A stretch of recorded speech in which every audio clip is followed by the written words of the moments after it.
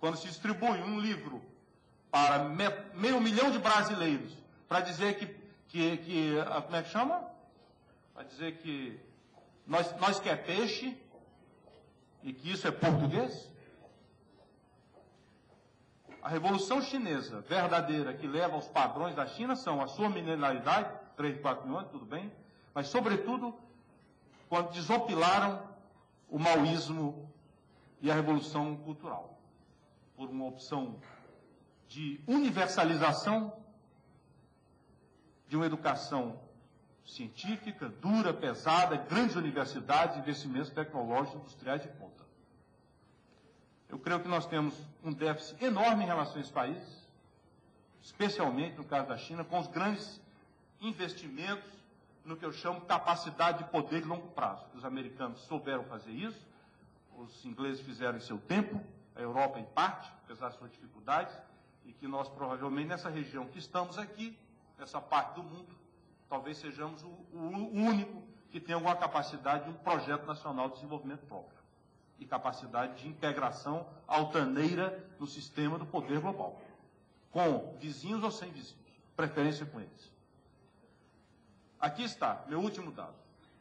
Passei a semana com o professor Eide Sato, e o que eu vou dizer? Vamos fazer um levantamento, botei 10 meninos para fazer isso. São 72 indexações de ranking das universidades de prestígio na Terra. Mas tem aquelas 15 ou 10 que a gente considera mais. Todas elas convergem com essa lista de universidades. Aqui está o poder normativo de construção de regras e peso no sistema internacional. Quais são essas universidades? E como elas se movem? Óbvio que está Stanford, 20 mil alunos, MIT, 12 mil, Califórnia, Berkeley, está Yale, as 4. Pronto, aí vem a quinta e a sexta. Nos dados anglo-saxônicos, nos dados americanos, nos dados daqueles que tradicionalmente fazem os seus rankings. Aí vem Beijing, 35 mil habitantes, 35 mil estudantes, que é a maior universidade de todas essas, que são as 20 mais importantes da Terra. Só tem 2 dos BRICS, que são as 2 chinesas. Portanto, está Beijing com 35 mil estudantes. Está Tsinghua com 30 mil. Depois vem Oxford, Caltech, Harvard, Columbia e tal. Depois Princeton, John Hopkins, uma da Inglaterra, Cambridge lá no final. E Tóquio encerrando a coisa. Quero dizer que capacidade de contribuição à governança é aprofundamento essencial das capacidades nacionais. As grandes potências, para produzirem governança global pelos meios que utilizaram, fizeram o dever de casa antes. Nós estamos querendo fazer o dever de fora antes do de casa. Essa é a nossa grande vulnerabilidade brasileira nos BRICS. Temos um país aparente sobre um país ainda muito deficitário no que tange a capacidade de integração internacional. Essa é a minha modesta impressão. Muito obrigado. Desculpe ter estendido o prazo, mas usei o pedaço de minha Flávia, que não veio, aí Flávio, e juntei os dois. Obrigado.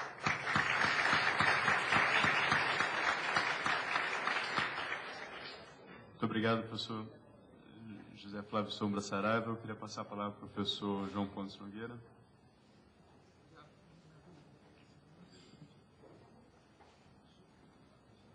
Bom dia a todos.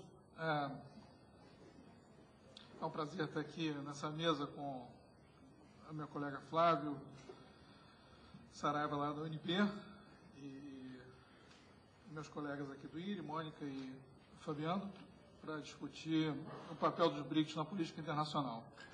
Nos últimos 3 dias temos tido a oportunidade de discutir fundamentalmente o papel dos BRICS na reforma da governança econômica global. É claro que várias das intervenções feitas aqui há 3 dias, nos últimos 3 dias, nos ajudam a refletir sobre os impactos das mudanças na economia mundial sobre a política internacional, sem dúvida. Na verdade, boa parte da reflexão sobre o papel dos BRICS na ordem internacional deriva, enfim, das constatações do maior peso relativo dessas economias. Hoje, né, tanto em termos do seu tamanho, mas também em termos da sua participação na demanda mundial e, enfim, no comércio internacional, mas também com base nas projeções feitas sobre a evolução dessas economias nos próximos 50 anos. Enfim, agora o prazo tem se reduzido, né, sobre a evolução do crescimento dessas economias dos próximos 20 anos. E, é claro, as consequências do maior peso relativo dessas economias sobre o que se chama de governança global, principalmente no que diz respeito à mudança das instituições, principais instituições multilaterais no âmbito financeiro, no âmbito monetário, no âmbito do desenvolvimento e também no âmbito do comércio. Eu gostaria aqui, enfim, eu vou usar algum desses dados, vou fazer referência a algum desses dados, para falar de política e, enfim, aproveitando um pouco o ensejo do Flávio, né, enfim, eu começaria falando um pouquinho de um tema que é constante nas declarações, pelo menos de cúpula, do chefe de Estado dos BRICS, desde a primeira cúpula de 2009, que é a referência à multipolaridade, ou seja, ao fato de que o mundo está se tornando um mundo multipolar. Esse seria um primeiro ponto. O segundo ponto ao qual também o Flávio fez referência, pelo menos a inspiração anti-hegemônica do grupo, né, dos BRICS, e o que isso significa para a política internacional. Também pelo menos não em termos explícitos, mas certamente um tema que é constante não só nas declarações conjuntas, mas também nos pronunciamentos dos líderes, dos individuais, né, dos países, de cada um dos países do grupo, e também das suas tradições diplomáticas. Um terceiro tema seria uma reflexão, o terceiro ponto que eu queria fazer, são todos pontos mais para debate com vocês. O terceiro ponto seria uma consideração se uma ordem internacional que estaria justamente indo na direção do que o Robert Cox chamou de uma ordem pós-hegemônica, não é? Ou se os BRICS, ou pelo menos a ordem internacional futura proposta pelos países emergentes, vai, de certa forma, adotar um comportamento de transformação dos equilíbrios de poder atuais, ou seja, de desafio, não é, a ordem estabelecida, ou seja, um comportamento de balanceamento, se vocês quiserem, e de busca de formação de um novo grupo de países ou de potências líderes da ordem internacional. E, finalmente, uma consideração, uma última consideração eu vou fazer sobre o futuro dos BRICS, justamente como espaço de articulação de um escopo global, ou seja, um escopo não só econômico, mas também político, que visa o reordenamento da política internacional. Mas se nesse contexto a gente pode, enfim, qual é o potencial dos BRICS nesse sentido. Bom, então, esses são os 4 pontos aqui da minha rápida apresentação. Então, o primeiro ponto, a questão da multipolaridade. O Flávio fez referência ao relatório do Banco Mundial, recente, mas não é preciso buscar em muitos lugares referências a essa assertiva de que vivemos num mundo multipolar. O que significa isso?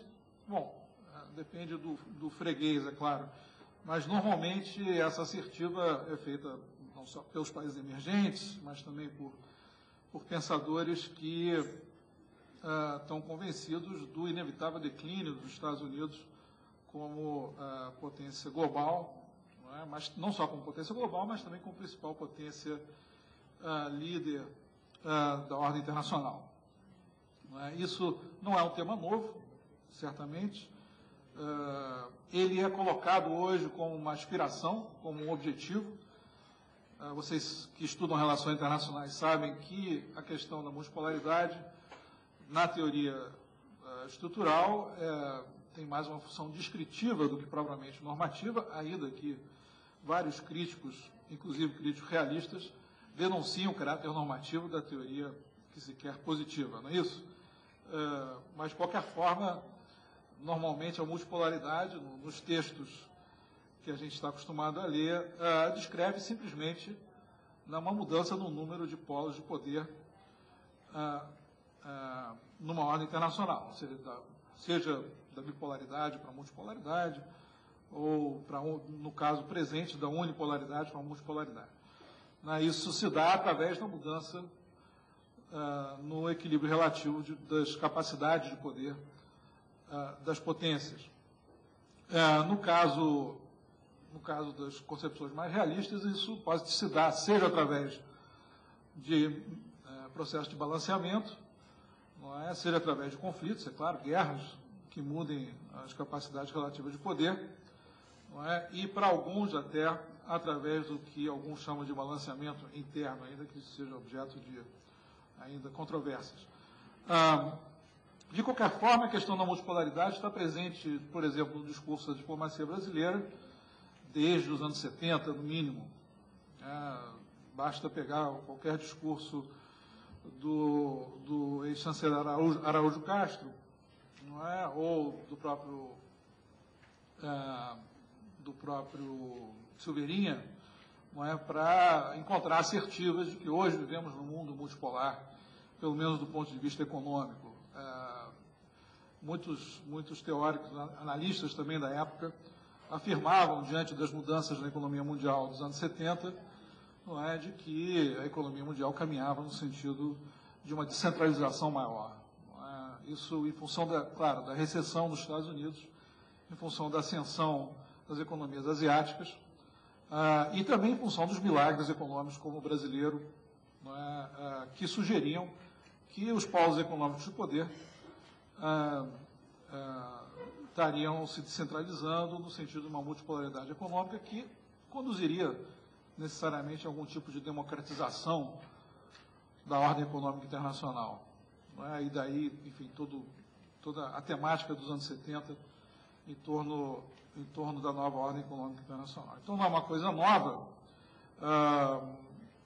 Na época, a China era ainda não participava ativamente desse tipo de perspectiva, desse tipo de discurso, mas a partir dos anos 80, diante do crescimento da tese do declínio dos Estados Unidos, mesmo as lideranças chinesas começaram também elas a proclamar o inevitável declínio dos Estados Unidos e o advento da multipolaridade. E nesse contexto do advento da multipolaridade, de afirmar perspectivas claras de transformação da ordem internacional no sentido da sua maior, digamos assim, da maior participação dos países menos desenvolvidos, da maior participação dos países em desenvolvimento, no caso.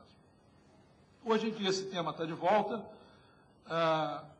ainda que, e ele está de volta também, como nos anos 70, com um forte conteúdo normativo, ou pelo menos com um forte conteúdo associado, pelo menos um sentido, né, associado à democratização das relações internacionais. Isso está presente na última declaração de Sanya, não é? Onde